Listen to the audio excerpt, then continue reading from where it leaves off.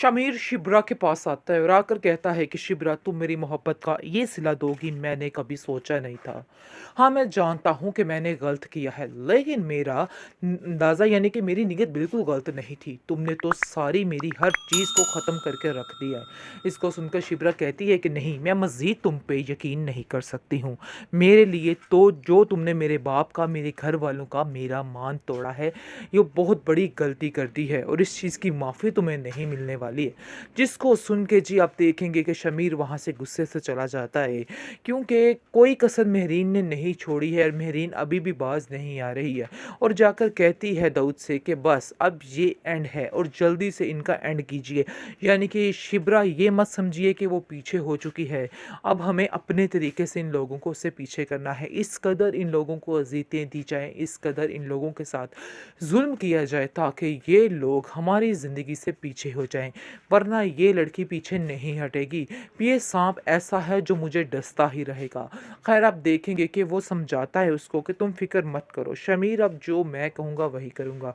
हम लोग इतनी बदगुमानियाँ उसके दिल में पैदा कर देंगे शिब्रा और उसके घर वालों के लिए कि वो इस बात को सोचने पर मजबूर हो जाएगा और उसे हमारी बातें ही ठीक लगेंगी।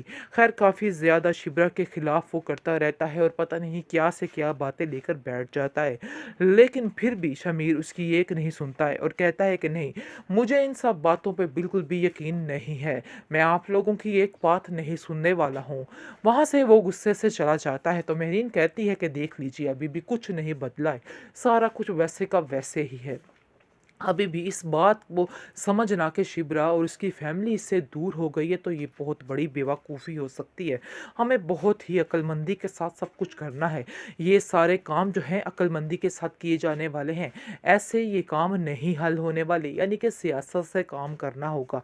आप देखेंगे कि वो तरह-तरह की प्लानिंग कर रहे हैं उन लोगों को उससे दूर करने के लिए और उन लोगों को तकलीफ़ें पहुँचाने के लिए। लेकिन वो ये बात नहीं जानते हैं कि उन लोगों पर अगर कोई तकलीफ़ आई तो शमीर बिल्कुल भी पीछे नहीं हटेगा, बल्कि शमीर उसका भरपूर साथ देगा और इन लोगों से पीछे हट जाएगा। ये उनकी गलतफ़हमी है क्योंकि वो समझ रहे हैं कि वो उनसे पीछे हटेगा। हालाँकि वो मेहरीन तो उसके दिल से उतर ही चुकी है, लेकिन उसका बाप भी अनकरीब उसके दिल से उतरने वाला है, क्योंकि जब उसको पता चल जाएगा कि इन सब बातों के पीछे उसके बाप का हाथ है और उसका बाप मेहरीन के साथ मिला हुआ है, तो वो उसको कभी नहीं छोड़ेगा। वो इस बात को कभी बर्दाश्त नहीं करेगा कि उसके बाप ने उसको धोखा दिया है, क्योंकि पहले ही वो इस बात को लेके काफ़ी ज़्यादा परेशान है और हर वक्त अपनी माँ की याद में खोया रहता है कि उसके साथ धोखा किया गया है। तुम्हें मानना होगा, मैं तुम्हें ऐसे नहीं रहने दूंगी, तुम नहीं जानती हो कि तुम गलत कर रही हो। बाबा की बातों को बिल्कुल मत सुनो और उनकी बातों को इग्नोर कर दो, जो हकीकत है उसका साथ दो और हकीकत यही है कि तुम्हें जो सोच रही हो वैसा ही करना है और ये सब कुछ करने से तुम्हारे हाथ कुछ भी नहीं आने वाला है, बिल्कुल तुम अकेली रह जाओगी। अपने दिमाग से सोचो कि तुम्हें क्या करना है, तुम्हें किसी की एक नहीं सुननी, क्योंकि मैं अब नहीं चाहती हूँ कि तुम्हारी ज़िंदगी के साथ कोई भी खेल खेले। इसलिए बेहतर यही है कि मेरीन को भी अपनी ज़िंदगी से बाहर निकाल फेंको। वो सिर्फ़ और सिर्फ़ तुम्हें ज़लालत के और कुछ नहीं दे सकती है और जानबूझकर तुम्हें खिलाफ़ कर रही है शमीर के। लेकिन तुम्हें ऐसा नहीं करना है, उसके खिलाफ़ बिल्कुल भी नहीं होना है और किसी की बातों में नहीं आना है। सिर्फ़ वो देखो जो सच है और जो तुम्हें सच लग रहा है। कभी इनकी बातों में आकर तुम किसी को ऐसे अपने से दूर मत करना। जिसको सुनकर शिप्रा को तसल्ली होती है कि वो जो कुछ सोच रही है उसको ऐसा ही सोचना चाहिए। इस बात में सुकैना भी उसका साथ देती है। बेहतरीन ड्रामा सीरियल इश्क मोशन में आप देखेंगे जी बहुत ही ज्यादती हो चुकी है शामिर के साथ। शमीर के हाथ आखिर क्या आया, सारी ज़िंदगी गुलामी कर कर के, ज़िंदगी से मुराद है कि कितना टाइम उसने गुलामी कर कर के शिब्रा और उसके ख़ानदान की। लेकिन असल में आकर देखिए कि शिब्रा का बाप किस तरह से उसको दूध काटता है और कैसे धिक्के मार के वहाँ से निकाल देता है। लेकिन जी सफ़िया बेगम के दिल से अभी तक शमीर उतरा नहीं है। वो चाहती है कि सारे गिले शिकवे ख़त्म हो जाए और वो शमीर की बात मान ले, क्योंकि वो चाहती ही थी शुरू से कि ऐसा ही हो। खैर शिब्रा भी कोई फैसला नहीं कर पा रही, उसको तो समझ ही नहीं आ रही कि आखिर वो क्या फैसला करे और क्या ना करे, क्योंकि वो एक गहरी कश्मकश कश्मकश में आ चुकी है और उसकी समझ से बिल्कुल बाहर हो चुका है कि उसको क्या करना और क्या नहीं करना है। इस बात ने उसको मज़ीद टेंशन बढ़ा दी है, क्योंकि वो इतनी सख्त परेशान है कि परेशानी के आलम में वो कहती है कि मुझे तो कुछ समझ नहीं आ रही कि मैं क्या करूं, मैं किसका साथ दूं और किसका ना दूं। वो अपने बाप की तरफ देखती है तो मज़ीद परेशान हो जाती है, क्योंकि उसका बाप चाहता ही नहीं है कि ये लड़की अब मज़ीद अपने कदम आगे बढ़ाए। लेकिन जब वो सुकैना की बातें सुनती है तो फिर वो ढीली हो जाती है और कहती है कि नहीं, मुझे सुकैना की बात ही सुननी चाहिए, सुकैना बिल्कुल ठीक कह रही है। लेकिन उसका दिल भी यही कह रहा है जो सुकैना कह रही है। लेकिन अभी वो खामोश हो जाती है, क्योंकि वो परेशानी के आलम में समझा ही नहीं पा रही कि आखिर उसे क्या करना है और क्या नहीं करना है। लेकिन उसकी माँ उसको कहती है कि बेटा, जो फैसला करना अपने दिल से करना, अपने दिमाग से करना, किसी की ना सुनना। ये तुम्हारी ज़िंदगी है और मैं तुम्हारी ज़िंदगी के साथ कोई भी खिलवाड़ नहीं होने दूंगी।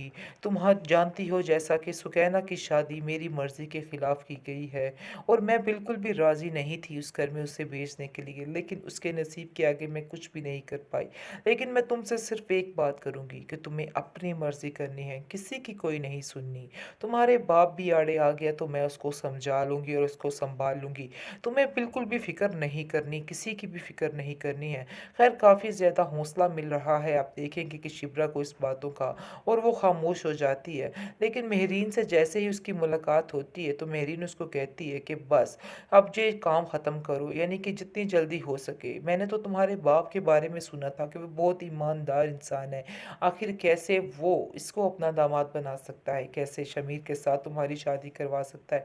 उसको ऐसा हरगिज़ नहीं करना चाहिए। इतना बड़ा धोखा भी दिया उसने और आप लोग फिर उस पर कैसे यकीन कर सकते हैं।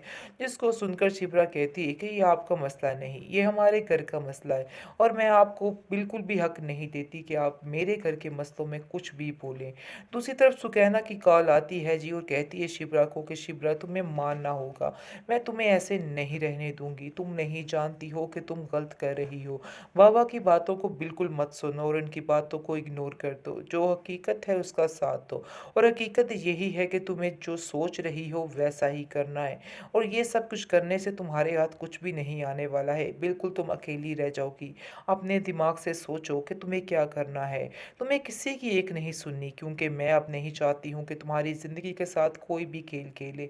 इसलिए बेहतर यही है कि मेरीन को भी अपनी ज़िंदगी से बाहर निकाल फेंको। वो सिर्फ़ और सिर्फ़ तुम्हें ज़लालत के और कुछ नहीं दे सकती है और जानबूझकर तुम्हें खिलाफ़ कर रही है शमीर के।